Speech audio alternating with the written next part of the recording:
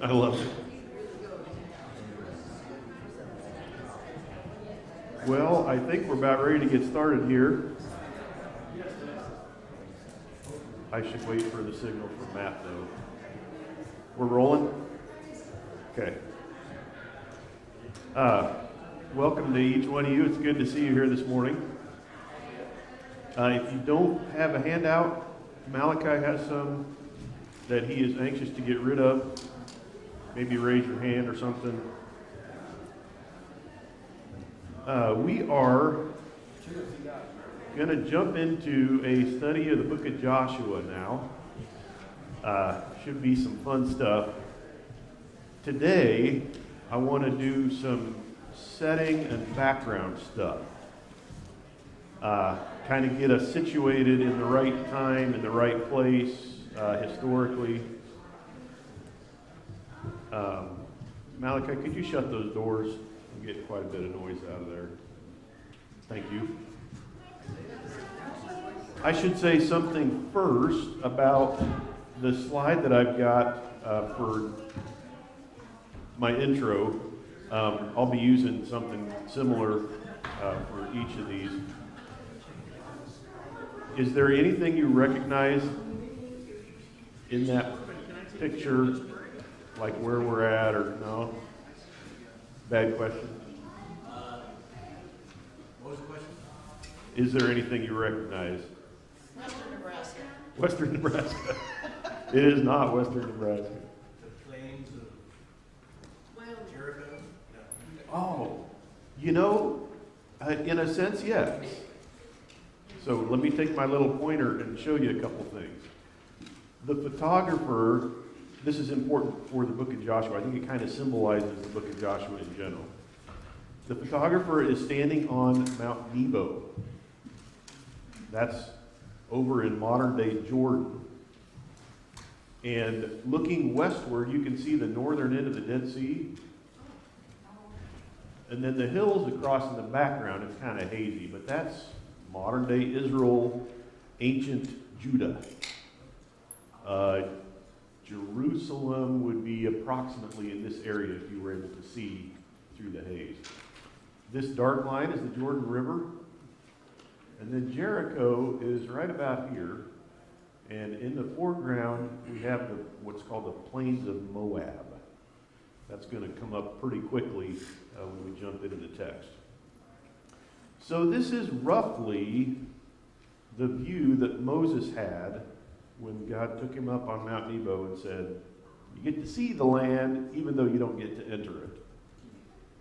And given that the major theme of the book, I will argue, is that God keeps his covenant promise to give them the land, right? I think this kind of symbolizes that. It's the view toward the promised land,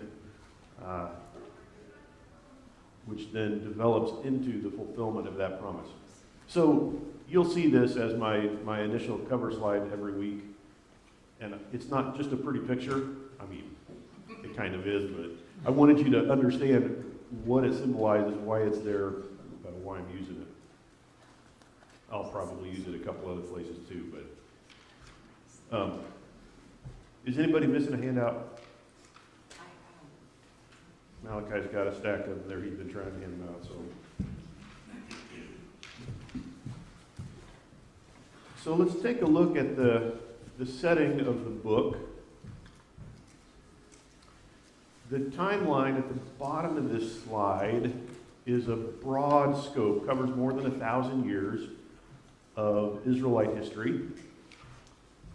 On the far left, you can see Abraham, and of course, his descendants would have been in that same time period too, the patriarchs, Abraham, Isaac, Jacob, and his 12 sons. Joseph, about 1875, and the Egyptian sojourn lasting for several hundred years. That's when all of Israel went down into Egypt and lived there, multiplied there, and eventually they came out under the leadership of Moses. You can see that kind of red maroon colored box there by Moses, that's 40 years in length.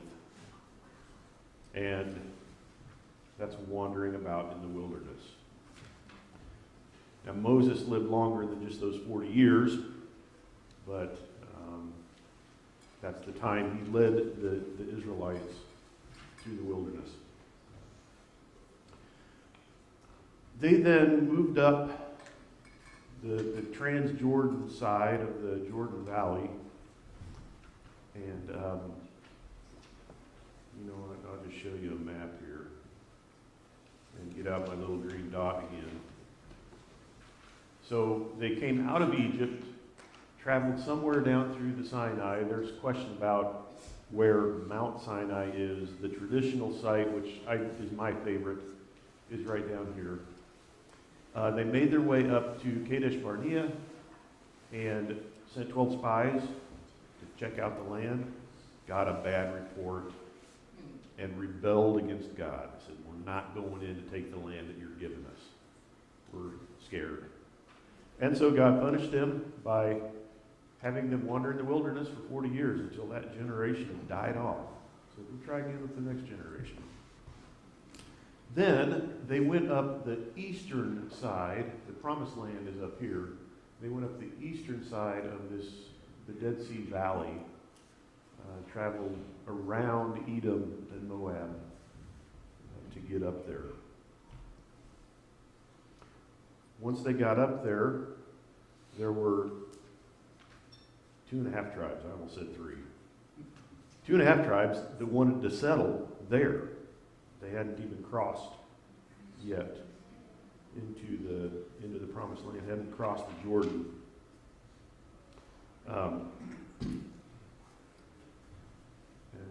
have another map with some of that later on. But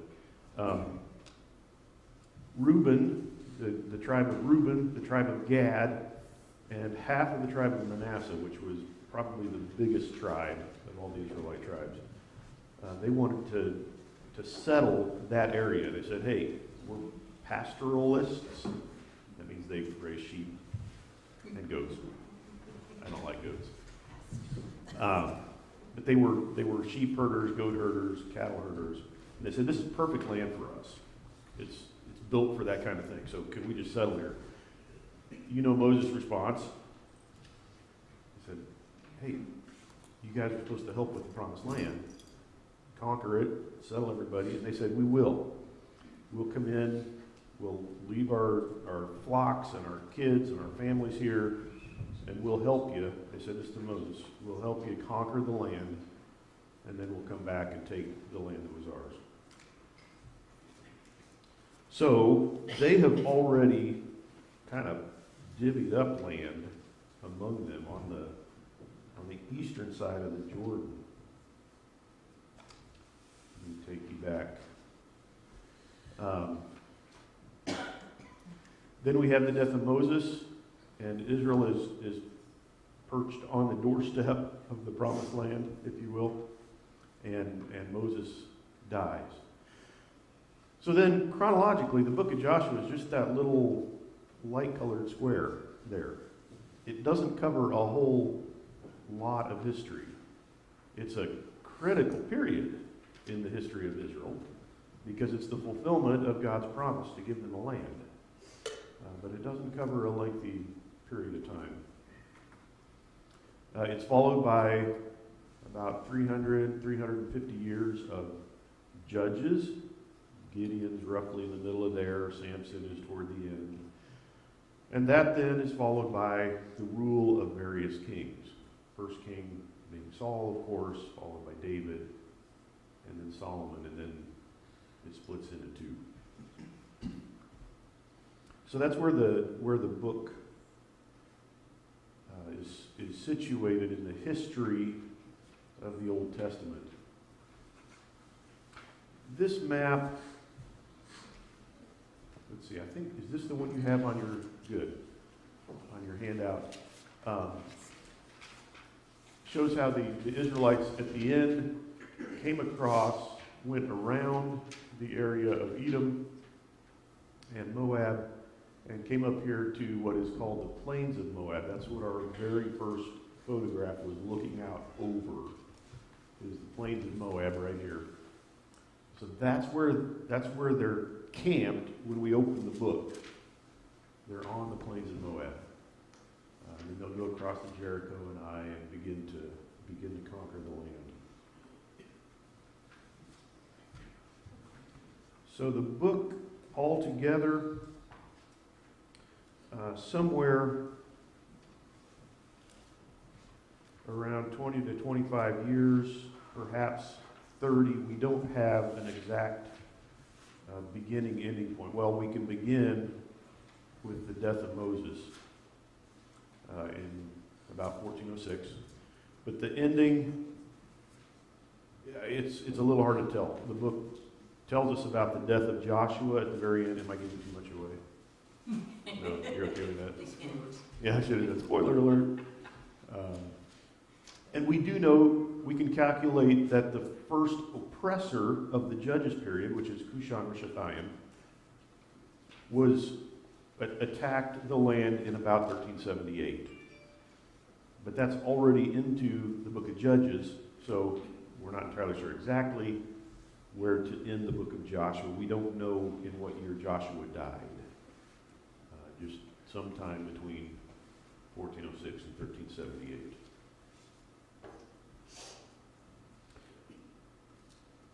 From an archaeological perspective, this is the late Bronze Age. So you can see all the repertoire of late bronze pottery. It's all painted and juglets and dishes and Cypriot milk bowls and stuff. That's this period. I'm getting too many blank stares. Bad, Kris, for not putting up a slide. Oh well. Moving right along.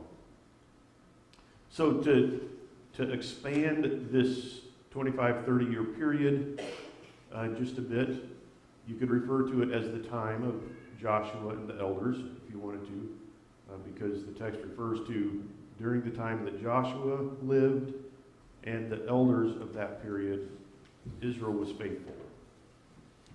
So,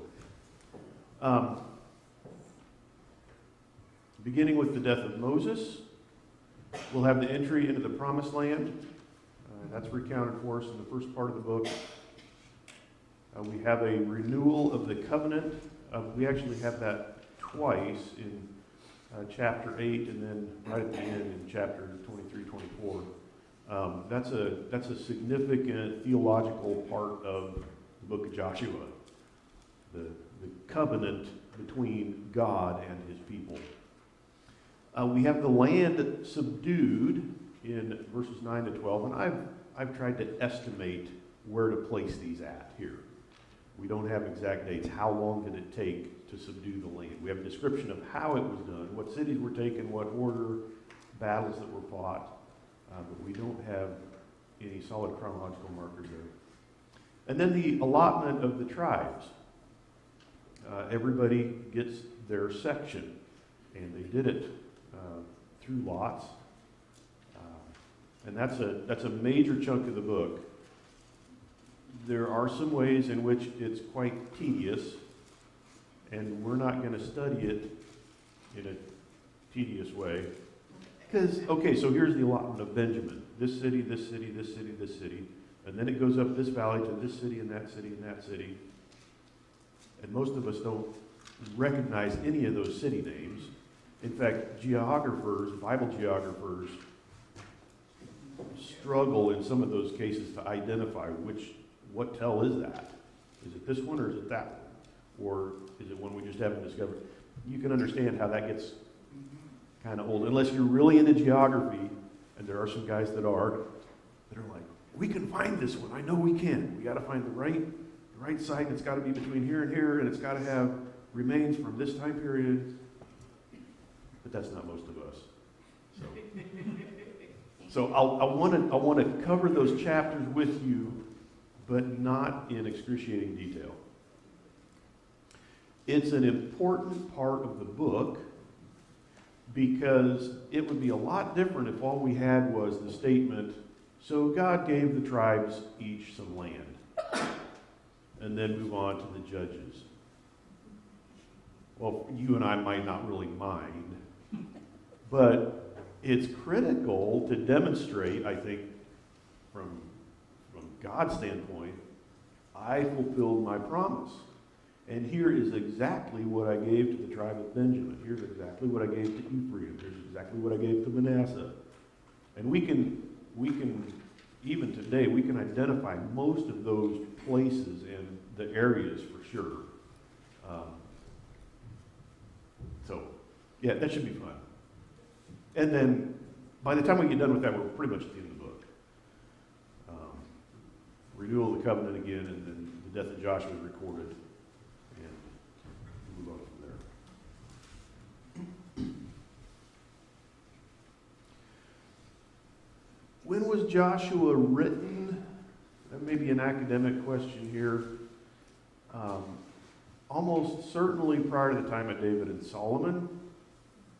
By the way, I do have a little, well, I guess I put date on your handout as a fill-in.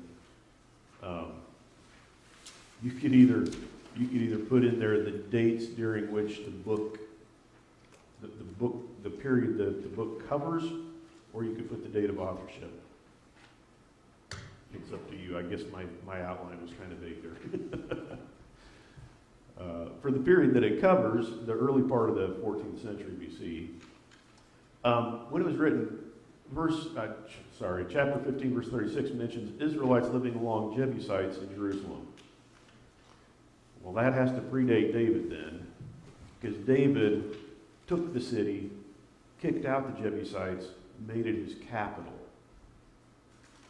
So there were no longer Jebusites living in Jerusalem once David did that. This verse talks about them living alongside Israelites in Jerusalem. So the book was written prior to that event, right? Right, Kris? Good. Glad you all agree. And then, right. And then 16:10 mentions Canaanite inhabitants of Gezer among the Ephraimites. Seamun, he's the king of Egypt. He was Solomon's father-in-law. You remember Solomon married an Egyptian princess? Her dad was Seamun. And Seamun destroyed the Canaanites at Gezer and gave the city to Solomon as a dowry. So when the text tells us that the Canaanites are living in Gezer alongside the Ephraimites, that's another clue. This was written before all the Canaanites were kicked out of Gezer. Right? That's not much to go by, but it was apparently written prior to the time of David and Solomon. Kris, I see that hand. you got 1536 out there. It should be 1563. Thank you. You will. 1563. My dyslexia kicked in. I appreciate that. For the record, 1563. Chapter 15, verse 63. I have it right in my notes if I just would have read it. Yeah, well, I didn't have my glasses on. That's my excuse. So that leads us to the question of who was the author. The book states in chapter 24, when they renew the covenant at Shechem, Joshua recorded these things in the book of the law of God.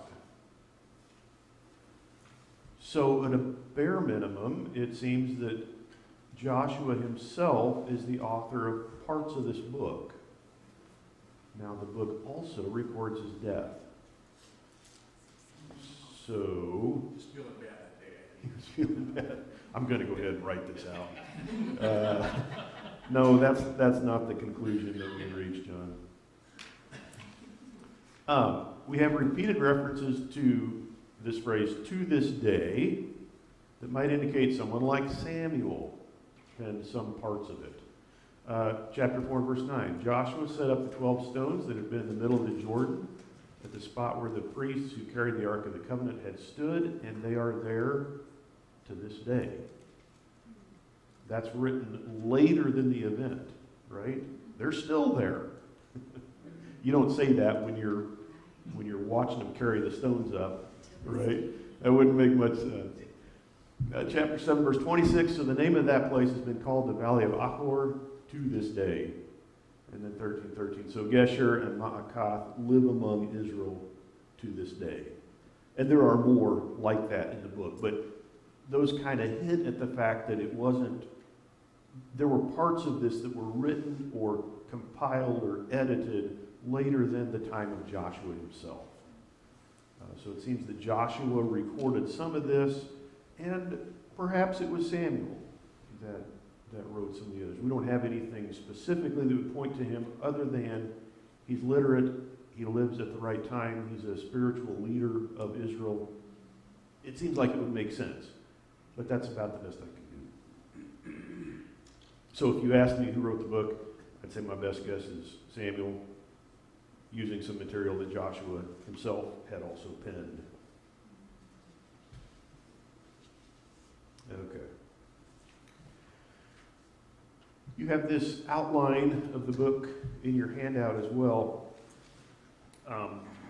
Hopefully it helps give you a big picture idea of what's going on in the book. We begin the first 5 chapters with the invasion of the land. Yeah, where'd Malachi's go? That's followed by a chunk, chapters 6 through 12, that has to do with the subjection of the land, the conquest of the land.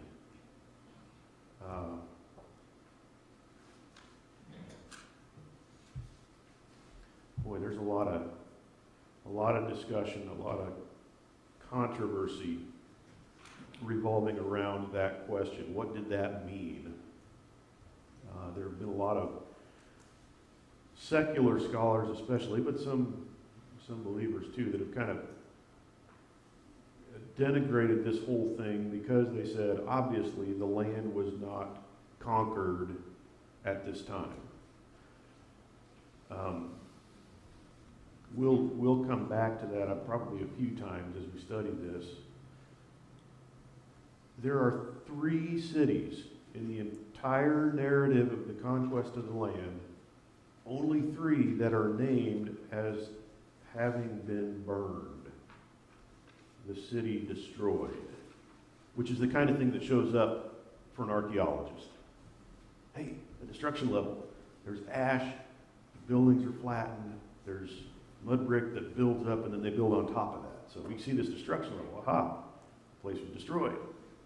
Well, if you're expecting that everywhere, according to the biblical text, you're not going to find it.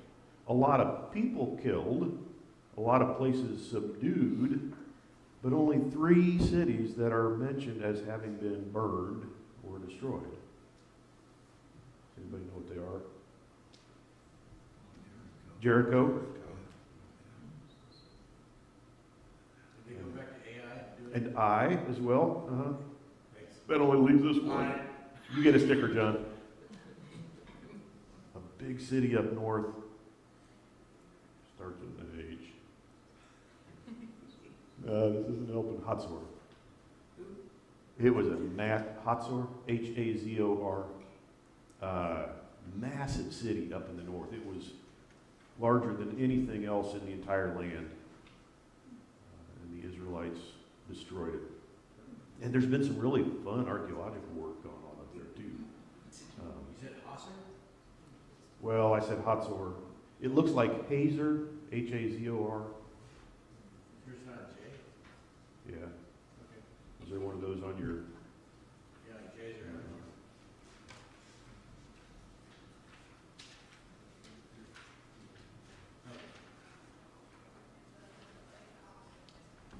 Oops, I just pressed the wrong button on my.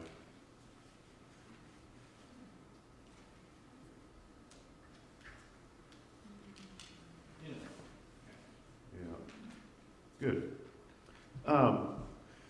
The subjection of the land, or if you prefer, the conquest of the land, is followed by a pretty lengthy section on the distribution of territories to the various tribes. Again, perhaps a little boring for us, but critical to demonstrate that God is fulfilling his promise. I told you I would bring you out of Egypt. I told you I would give you this land. Now there are 12 large tribes, and we're going to portion it up, and everybody gets their section.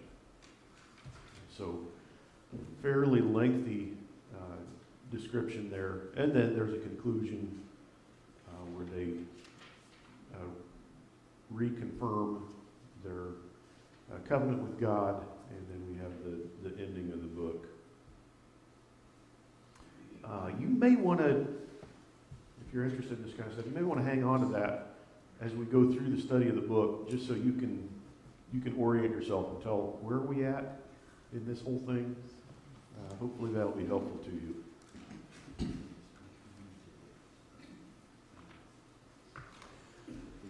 The major theme of the book is God keeping his promise.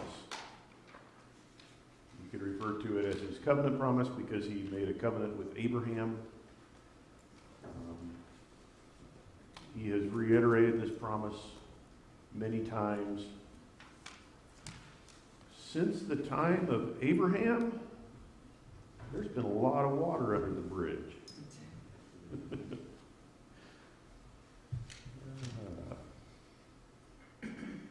Somewhere around 600 years since God promised the land to Abraham along with descendants, and this fulfillment of it. 6 centuries. That seems like a long time, doesn't it? It does to me. And it reminds me of what Peter said about some think God is slow about his promises. Where's the evidence? Ever since our forefathers died, they've been saying, the day of the Lord's going to come. And everything goes on just like it always has. Don't be fooled. They said that in the days of Jeremiah and Ezekiel as well. God kept saying, I'm going to come down on you guys like a load of bricks if you don't repent. And they don't repent, and the load of bricks doesn't appear. It's not going to happen in our day. We got all these prophets, but it's not going to happen. Yeah, he's patient. He's patient, but he will fulfill his promise. And here we see very clear evidence of that. God keeping his promises to his people. There are a variety of sub-themes, and I could have put more in here. I picked 3. I think we see multiple times that obedience brings blessing and disobedience brings a curse. You can see that throughout the Old Testament. That's not unique to this book, but you do definitely see it here. You can maybe even think of some specific cases.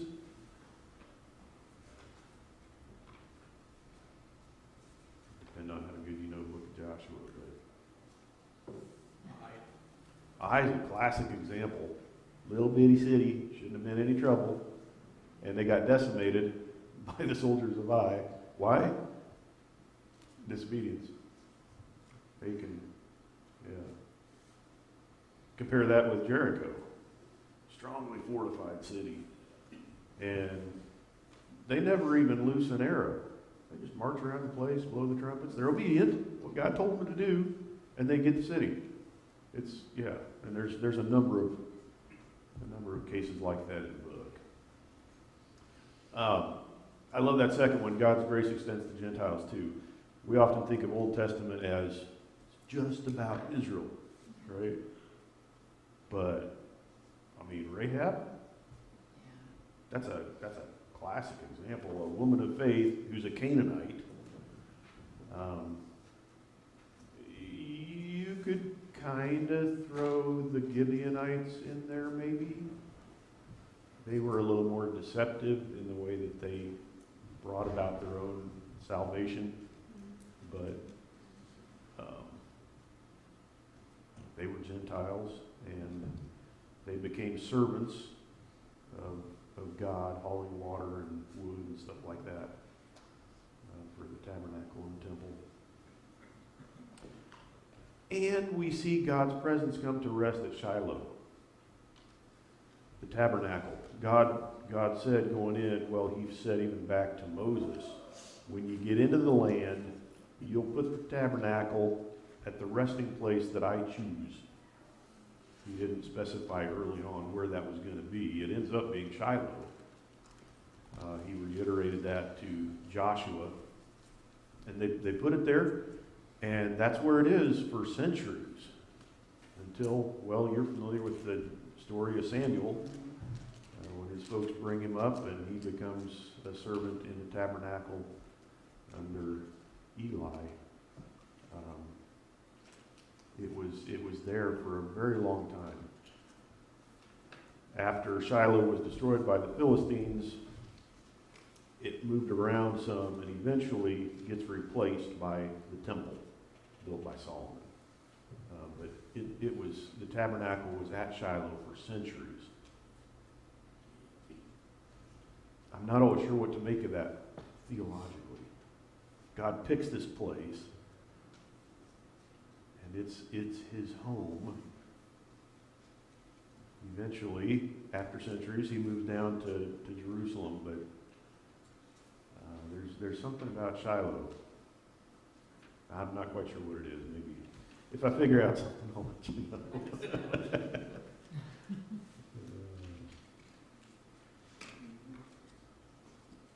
Very good. Questions? Maybe I could ask you, and we have mentioned a couple of them as we've gone along. Any particular stories out of the book of Joshua that come to mind, jump out to you? Is it like called Christophany in chapter 8, I think? Yeah. Where Joshua stands outside of Jericho, and the angel of the Lord meets with him. Yeah, that's a fascinating one. I know that in ancient Near Eastern histories were often written from a skewed point of view without any effort to hide it. What kind of literary style is Joshua written in that context? What kind of literary style is Joshua written in? You know, my broad answer would just be narrative. Because isn't there some prophetic literary in there too? Prophetic. Not that's coming directly to mind. For me in my house. Yeah, there are some definite theological statements. Yeah, a few verses that we all know by heart, even though we may not be able to point to Joshua as their source. I'm horrible with references. Yeah. There's a story of Caleb's desire to take the land that was promised to him. Yeah. And in his old age, give me that land. Yeah. It was Yeah. promised. Yep, to Caleb. Nobody's going to mention the easy ones. Crossing the Jordan, Yeah. which has become such an icon in our faith. If you, It parted there too, didn't it? Yeah. Water parted. the water As they falls stepped right in. up. If you listen to any gospel music, that's a staple. Crossing the Jordan. Yes. We use it as a metaphor for crossing into heaven, the promised land, Canaan, whatever. The taking of Jericho, of course, the sin of Achan, the taking of Ai. Good. Next week we're going to sing Yeah. You guys have forgotten. We used to do hymn sing every first Sunday of the month. Fifth Sunday? First. And next Sunday is November 1. So, you'll be on, Rick. And then we'll jump into, I should say, I've got a daughter out in Seattle that's expecting, and it's her first. And so Amy and I are waiting to hear word and then jet out there for a few days. It's possible that would happen over a weekend. We don't have a whole lot of control over it. So if some Sunday comes along and I'm not here, that's likely where we're at. Unless I pick up the Chinese plague or something, but I don't expect to do that either. Good enough. Let me close us in a word of prayer. Lord, thank you for your word and that we can study a book like Joshua. I ask for your blessing on us as we do that, and just pray that you would speak to us through the book. Give us ears to hear and eyes to see. Give us hearts and hands and feet that are quick to obey.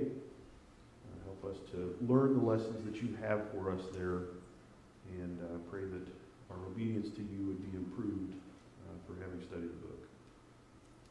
Ask for your blessing on the service to come now as well. In your name I pray. Amen.